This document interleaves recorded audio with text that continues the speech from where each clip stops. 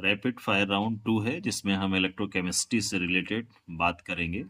कुछ सब टॉपिक्स हैं जिनके बारे में हमको डिस्कस करना है। पहला है कंडक्टेंस, उसके बाद है conductivity, measurement of conductivity, molar conductivity, limiting molar conductivity and conceptual and numerical based questions हैं। पहला हमारा रिलेटेड है कंडक्टेंस से। कंडक्टेंस का अगर आप उसको डिफाइन करना हो तो रेसिप्रोकल ऑफ रेजिस्टेंस को ही हम क्या कहते हैं, कंडक्टेंस कहते हैं। और इसकी यूनिट क्या होगी, ओम इनवर्स होगी, या इसे हम साइमन कहते हैं, सिंपली कैपिटल एस से रिप्रेजेंट करते हैं। इसमें खास बात क्या है कि मेटेलिक कंडक्टेंस से रिलेटेड, क्योंकि कंडक्टेंस हम दो चीज़ों में देखेंगे, एक मेटेलिक मेटल में देखेंगे और दूसरा इलेक्ट्रोलाइट्स में देखेंगे। कभी कभी क्वेश्चन पूछा जाता है किसी दो फैक्टर्स के नाम लिखिए जो मेटेलिक कंडक्टेंस को अफेक्ट करते हैं। तो दो फैक्टर हैं, पहला क्या है, नेचर ऑफ मेटल है, दूसरा क्या है, टेम्परेचर है। अगर तीन फैक्टर आपसे पूछा जाए तो नंबर ऑफ बैलेंस्ड इलेक्ट्रॉन्स है। तो नेचर ऑफ मेटल पे भी मेटेलिक कंडक्टेंस डिपेंड करेगा, नंबर ऑफ बैलेंस शेल के इलेक्ट्रॉन्स पे डिपेंड करेगा और टेम्परेचर पर डिपेंड करेगा। तो मेटेलिक कंडक्टेंस की ये फैक्टर है जिसकी वजह से कंडक्टेंस अफेक्ट होती है। और ये भी पूछा जाता है कि आयनिक कंडक्टेंस को अफेक्ट करने के दो फैक्टर्स के नाम बताइए। तो जब आयनिक कंडक्टेंस हो जाएगा तो आयंस में हमारे पास किस, आयंस मींस इलेक्ट्रोलाइट्स होते हैं। तो नेचर ऑफ इलेक्ट्रोलाइट स्ट्रांग होगा तो उसका कंडक्टेंस अलग होगा, वीक होगा तो उसका कंडक्टेंस अलग होगा। दूसरा क्या है, सॉल्वेशन ऑफ आयंस, ये भी आयनिक कंडक्टेंस को अफेक्ट करते हैं और टेम्परेचर भी अफेक्ट करता है। तो अगर आपको मेटेलिक कंडक्टेंस और आयनिक कंडक्टेंस में देखें तो दोनों जो है टेम्परेचर पे क्या है, डिपेंड करती हैं। तो टेम्परेचर तो दोनों केस में रहेगा। तो इस तरह से आप इसको थोड़ा सा याद कर सकते हैं। लेकिन एक क्वेश्चन ये भी आता है कि मेटेलिक कंडक्टेंस टेम्परेचर बढ़ाने पे घटता है, why metallic conductance decreases on increasing temperature. तो इसको हमने नोट्स में भी नोट करके लिखाया होगा। बिकॉज नंबर ऑफ जो वाइब्रेशंस है, vibration of colonel's, colonel's means जो पॉजिटिव न्यूक्लियस है और उसके बाहर के जो इलेक्ट्रॉन्स हैं आउटर मोस्ट सेल के छोड़ के, उसको हम कर्नल कहते हैं। उनका वाइब्रेशन इंक्रीज कर जाता है तो इलेक्ट्रॉन्स के मूवमेंट में रुकावट आती है। इसीलिए मेटेलिक कंडक्टेंस टेम्परेचर के बढ़ाने पे घट जाता है, जबकि आयनिक कंडक्टेंस टेम्परेचर बढ़ाने में बढ़ता है, because mobility of ions increase करती है। क्लियर है। नेक्स्ट आता है कंडक्टिविटी। कंडक्टिविटी क्या होता है, it is a reciprocal of specific resistance, जिसे हम रो से रिप्रेजेंट करते हैं।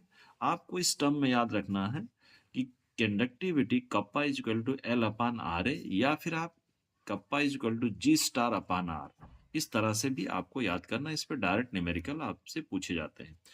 इस बार का जो इंपॉर्टेंट है, सेल कांस्टेंट से रिलेटेड आपसे पूछा जा सकता है। सेल कांस्टेंट जो रेशियो होता है L upon A, it is the ratio of length between the electrode and area of cross section of electrode को ही हम सेल कांस्टेंट कहते हैं। और इसकी जो यूनिट होती है वो पर सेंटीमीटर में होती है। कंडक्टिविटी से रिलेटेड आपके जो एमसीक्यूज अगर आए, आपसे पूछा जाए विच of the following solution of KCL will have highest value of conductivity. Conductivity को हम स्पेसिफिक कंडक्टेंस भी कहते हैं। तो कंडक्टिविटी उसकी ज्यादा होती है जिसका कंसंट्रेशन ज्यादा होता है। अब आप ये थोड़ा सा ध्यान रखिए, 0.05 मोलर दिया हुआ, 0.01 मोलर दिया, 0.00 एम मोलर दिया हुआ है, 1 मोलर दिया हुआ, तो आपको ये इसमें जानना जरूरी है इसमें वैल्यू कौन सी बड़ी है। तो 1 मोलर की वैल्यू बड़ी है, इसलिए इसका जो कंडक्टिविटी है ये ज्यादा होगा। नेक्स्ट हम बात करते हैं कि measurement of conductivity of ionic solution. इसके लिए कंडक्टिविटी सेल चाहिए, व्हीटस्टोन ब्रिज चाहिए, एसी सोर्स चाहिए। इस बार का ये क्वेश्चन बहुत इंपॉर्टेंट है कि why AC electric source is used during the measurement of conductivity of ionic solution. तो बहुत सिंपल आंसर है, because AC sources prevent the electrolysis of ions by which concentration of solution near the electrode are same होंगे। मतलब AC source की वजह से electrolysis नहीं होगी, जिसकी वजह से जो आयनिक सॉल्यूशन है उसका कंसंट्रेशन चेंज नहीं होगा और कंडक्टिविटी प्रॉपर आएगी। नेक्स्ट आता है मोलर कंडक्टिविटी। मोलर कंडक्टिविटी को अगर हम सिंपली डिफाइन करें तो it is a product of conductivity and volume of solution containing 1 mole of an electrolyte. So lambda M is equal to K into V M L. Okay, तो lambda M को हम इस तरह से भी represent कर सकते हैं, K into 1000 divide by M. M को हम मोलरिटी कहते हैं ऐसे सी से. इसकी यूनिट जानना बहुत जरूरी है. मोलर कंडक्टिविटी की जो यूनिट है Simon centimetre square mole inverse या मोल माइनस. ठीक है ना.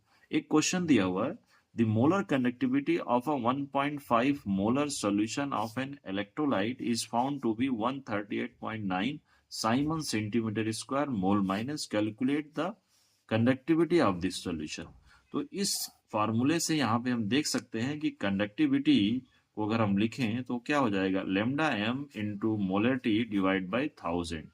तो लेमडा एम कितना दिया हुआ आपका 138.9, मोलरिटी कितना दिया 1.5 डिवाइड बाई 1000.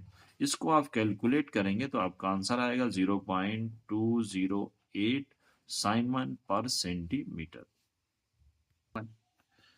मोलर कंडक्टिविटी से रिलेटेड एक एमसीक्यू क्वेश्चन है कि which of the following solution of KCl solution has higher molar conductivity. पहला दिया 0.001 एम, दूसरा दिया 0.002 एम, तीसरा दिया 0.5 एम एंड लास्ट दिया 0.05 एम. तो इस केस में जो मोलर कंडक्टिविटी है आपको ये देखना है कि किसका कंसंट्रेशन कम है. जिसका कंसंट्रेशन कम होगा उसी की सबसे ज्यादा मोलर कंडक्टिविटी होगी. तो इस केस में पहला जो ऑप्शन है 0.001 एम, इसकी जो मोलरिटी है वो कम है, इसलिए इसकी मोलर कंडक्टिविटी ज्यादा होगी. अगला ये कॉन्सेप्चुअल क्वेश्चन है कि why conductivity increases on increasing the concentration of electrolytic solution. Conductivity के बारे में बात कर रहा है. तो कंसंट्रेशन अगर हम बढ़ा देंगे तो नंबर ऑफ आयंस जो होंगे वो इंक्रीज कर जाएंगे. नंबर ऑफ आयंस इंक्रीज करेंगे तो क्या होगा कि कंडक्टिविटी इंक्रीज करेगी, because number of ions increases on increasing the concentration. So conductivity increases because conductivity is directly proportional to concentration of electrolytic solution. Second question है why molar conductivity increase on increasing dilution. So molar conductivity is equal to K into VmL. If we increase the dilution, then what will happen? On increasing dilution, decrease in conductivity is more than compensated by increase in volume. So overall molar conductivity increases. So on dilution, molar conductivity increases because जो volume है वो जितना conductivity decrease होता है उसके comparison में कहीं ज़्यादा इंक्रीज होता है, इसलिए ओवरऑल मोलर कंडक्टिविटी इंक्रीज करेगी. लास्ट क्वेश्चन है जो बहुत ही इंपॉर्टेंट क्वेश्चन है इस 2026 के लिए जो अपकमिंग एग्जाम आने वाला है.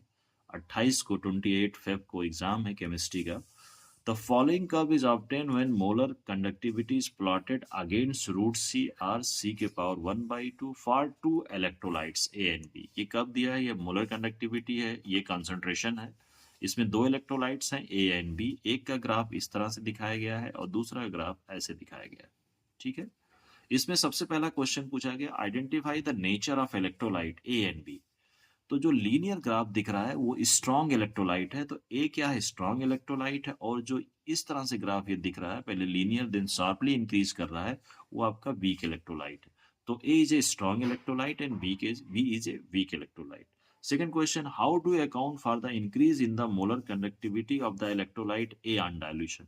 मतलब ये है कि एक की मोलर कंडक्टिविटी किस तरह इंक्रीज करती है जब इसका डाइल्यूशन करते हैं इलेक्ट्रोलाइट ए का. तो मोलर कंडक्टिविटी लीनियरली इंक्रीज करती है. क्यों इंक्रीज करती है? बिकॉज ए क्या है? स्ट्रॉन्ग इलेक्ट्रोलाइट्स है. Next question how can be obtain lambda M not for electrolyte B. B जो एक वीक इलेक्ट्रोलाइट है तो इसका अगर हम लेमडा एम नॉट निकालें स्ट्रॉन्ग के लिए तो यहाँ जो है इंटरसेक्ट कर रही है तो बहुत आसानी से हम लेमडा एम नॉट निकाल सकते हैं. लेकिन वी इलेक्ट्रोलाइट क्या होगा? इसका कंसंट्रेशन घटाने पे इसमें जो है बहुत तेजी के साथ इंक्रीज करता है. ग्राफ पैरेलल हो जाता है वाई एक्सिस के. तो हम इसका इस ग्राफ से नहीं निकाल सकते. तो किससे निकाल सकते हैं? उसके लिए कोलराउस लॉ है RAUSCH. इसके थ्रू हम वीक इलेक्ट्रोलाइट का निकाल सकते हैं. एक बार फिर से रिपीट कर रहा हूं. ए स्ट्रांग है, वी वीक है. ए कंसंट्रेशन इंक्रीज करने पे मोलर कंडक्टिविटी लीनियरली इंक्रीज करती है। बी का इस ग्राफ से हम नहीं निकाल सकते हैं because graph become parallel to Y axis, तो किससे कर सकते हैं? कोलरस लॉ से कर सकते हैं। This is the basic question है, इसको आप थोड़ा सा एक बार देख लीजिए तो शायद आपकी मेमोरी जो है तेज हो जाए और आप एग्जाम में बेहतर कर सकें। Thank you very much.